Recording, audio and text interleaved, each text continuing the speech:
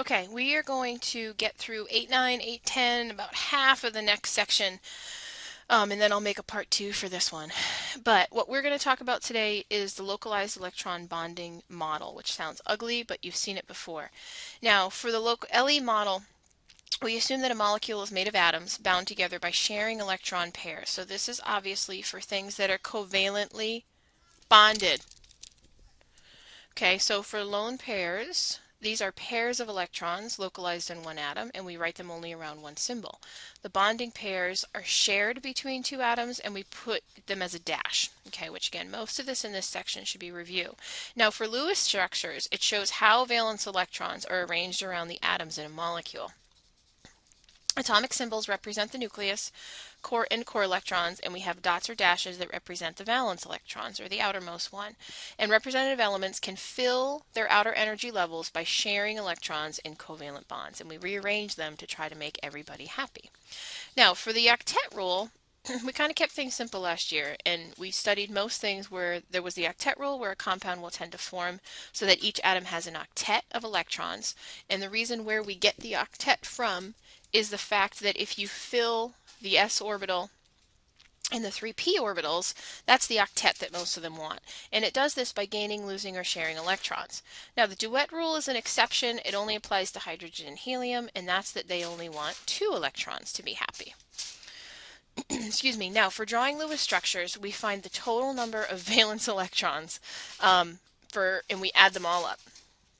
We then draw the atoms next to each other the way that they will bond, and we add one bonding pair between connecting atoms. We try to make the rest of the electrons happy until they all have 8, and when we run out, this is where we have to do things like when we don't have enough to use single bonds, then we have to go to double and sometimes triple in order to make everybody happy. Now I think you already have these, so this is just a reminder. This is methyl chloride. Where we have the methane center with a chloride functional group on there. That's where what the name of that would be. Carbon's going to donate 4 valence electrons. There's 1 of them for a total of 4. If you don't remember where to find these valence electrons, you can just count over on the periodic table. But if you need help, just ask me. Okay, hydrogen each has 1. There's 3 of them for a total of 3. Chlorine has got 7 to donate. So we have 14 total electrons. Carbon is going to be central. Carbon's almost always central. So when we draw this, we put the 2, 2, 2, 2, all right? And then we've got 6 more around chlorine for a total of 14 electrons that have been mapped. Hydrogen's happy, following the duet rule. Chlorine's happy, following the octet rule. Carbon's happy, following the octet rule. Everybody is good to go. So when we draw it, excuse me, as our Lewis dot structure, we replace the single bonds as lines and we leave the lone pairs, all right? Now, for example number 2, we've got ammonia, a total of 8 electrons, 5 from nitrogen, 3 from hydrogen. Nitrogen is going to be central here. And the way that we're going to start with single bonds, nitrogen gets the extra lone pair. We've got 8 mapped, and we're good to go. Later on, the next video, I'm going to talk about geometry, so remember we're going to come back to that just a little bit as well. Now we've got diatomic nitrogen. Each has 5 for a total of 10 electrons. So the way that we try to do this, okay, if I try to make everybody happy using single bonds, it's not going to work because so what happens is if I rewrite this up here just to show you, if I try to make them happy with a single bond, I've got 1, 2, 3, 4, 5, 6, 7, 8, 9, 10, and I'm out. So when I'm out and I don't have enough, I have to go to double and triple bonds. And if you'll notice, I'm short 2 pairs. And when I'm short 2 pairs, that means I have to share 2 more pairs. So my end result is going to be a triple bond, which we write as 3 lines, and then each one still has 2 lone pairs. This nitrogen has 8, so it's happy. This nitrogen has 8, so it's happy. Okay. All right, then we've got formaldehyde.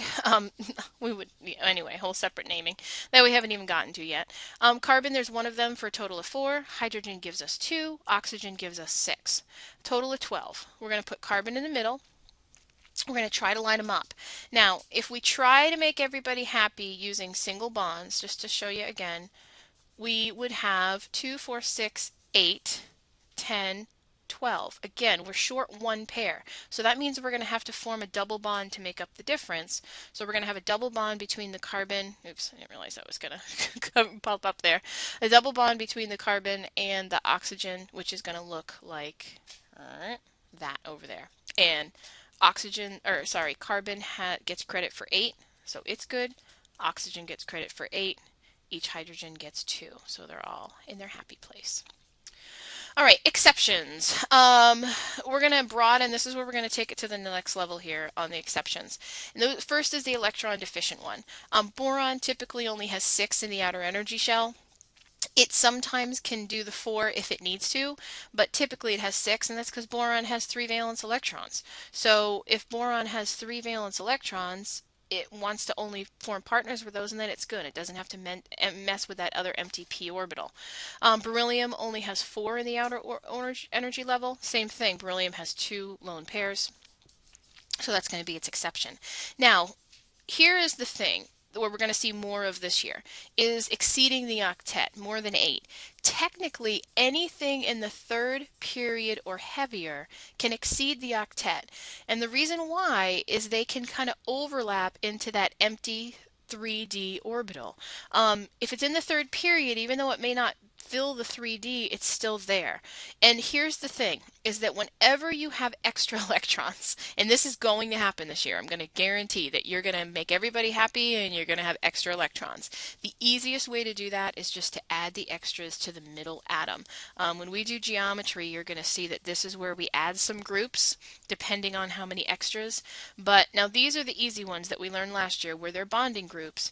But even if you've already formed all of your bonds and you have some extra electrons, now this isn't the case here, but you would just plop them right on here onto the central atom because it is the one that can expand into the D block. And we'll see a lot of these in class. Okay, now the next thing I also want to do is get started on the next section, and this is a little bit more detail and exceptions because heaven forbid we just keep it nice and simple. This is really just more the practicality or the process of it. And with the localized electron model, like we said, it provides a simple, very successful method, but there are also some other exceptions which I kind of just kept you away from last year. First of all is molecules with odd numbers of electrons. And this is the one we did not really see a lot of, and we've already seen atoms that have less than an octet and that have more than an octet. So those are kind of along the same lines. If you've got an odd number of electrons, since it's based on pairs, it really can't be used to explain the bonding where the molecule may have an odd number. And this, you're going to see this with nitrogen monoxide and nitrogen dioxide. Remind me to show you a little bit more of this in class to explain why it doesn't work, okay? And that's just a limit of the model. And that would be a fair question would be, when does it not work? Well, if there's an odd number, you can't have it in pairs, and you could give an exception. And remind me to show you this example, because I know I'm going to forget. All right, molecules with less than an octet, we've already seen this. Boron and beryllium are the most common ones, so I'm not going to repeat myself.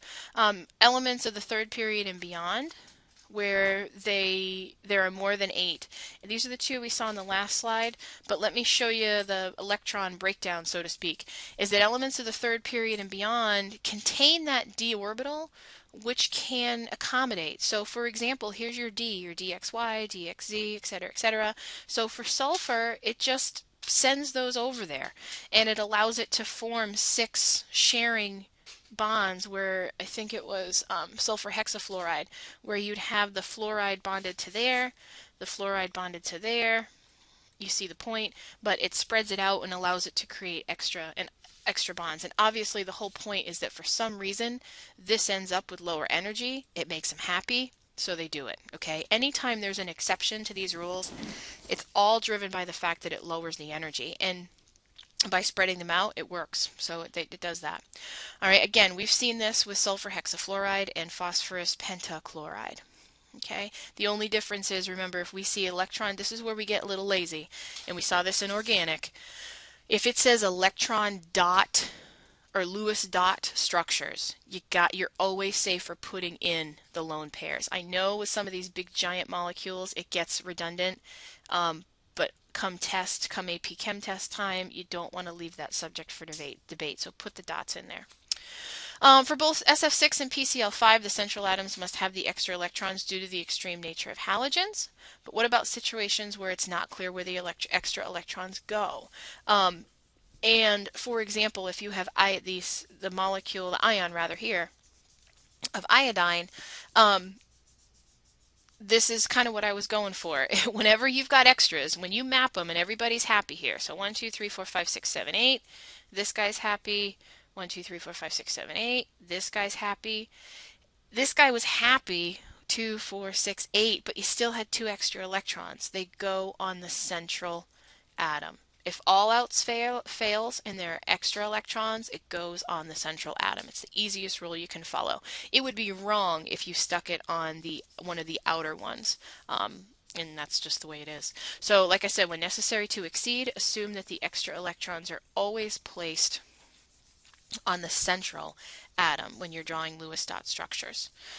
And again, this is what we typically the order and the path that we do, the most likely. And we're actually going to learn another rule for how we pick when there's more than one.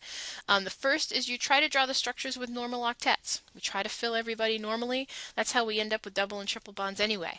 Then we draw the possible structures with expanded or lessened octets. And then we've got to do this new process that's what's called formal charges. And I'm going to get to this in the next video. I'm going to talk about resonance and then I'm going to come back to this formal charge because this answers the question, which is the better geometry. Last year I would accept all options. Now we are going to get a rule to figure out how we want to organize it, and it's all going to be based on electronegativity. A lot of stuff comes back to electronegativity. All right, resonance. Resonance is when there is more than one option. And for resonance, the easiest way I know how to show resonance is if there's more than one choice. So let's do this as an example. If I have ozone, I have 18 electrons. The only way to make everybody happy is to have one double bond and one single bond. Only way to do it. But here's the thing. How do I know which one to pick? Because the reality of it is both of them would work, okay? Both of them would be good, but I've got to show that I know that there's more than one option. The real structure is really an average of these two, meaning that you kind of get sometimes it's a double bond on this side, sometimes it's a single bond. It just settles in the middle, where each bond is really sharing 3 electrons instead of 4 or 2. So again, this is a limit of the model. Okay, a limit of the model. And just to kind of explain that a little bit, you've got your resonance structures here. Bonding between atoms that cannot be represented in only one Lewis structure. So you show all the possibilities with a double-ended arrow in between to show that the electrons are what we refer to as delocalized. This is a great AP Chem word that they talk about, delocalized electrons. Thank you. And then we have someone very patient who wants to join the video here. Hold on a second, babe. And delocalized, and we'll talk about some of those words.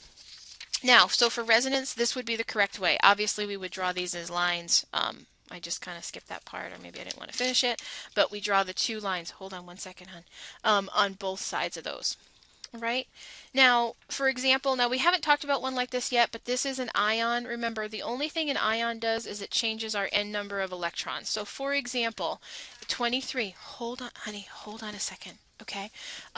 If I have 23 total, I add 1, I get to 24 total electrons because it had a negative charge. If it had a positive charge, I would take them away. All right, so for this one, it's not going to show up. I will show you this slide because I know I'm running out of time on the video. Oh, here it goes. Okay. There's 3 options. The best way to do it, okay, is where the only way it works is for 1 double bond in one and 2 singles on the other. So you're going to have to write this down because you don't have it. But it doesn't matter. So you've got to show all 3 options in order to show the correct structure because it's really an average of all of those. All right. And with resonance structures, experiments, like I said, show that the bonds are all actually equal. Actual structure is an average of the resonance structure. And only placement of the electrons can be different. The way that I remember it is if you have a double bond or a multiple bond on one side and a single bond on the other, that's when you got to be thinking resonance. When they're all double or they're all single, there isn't more than one option, okay? And that's kind of the way that we need to do it. Okay, so good luck with that.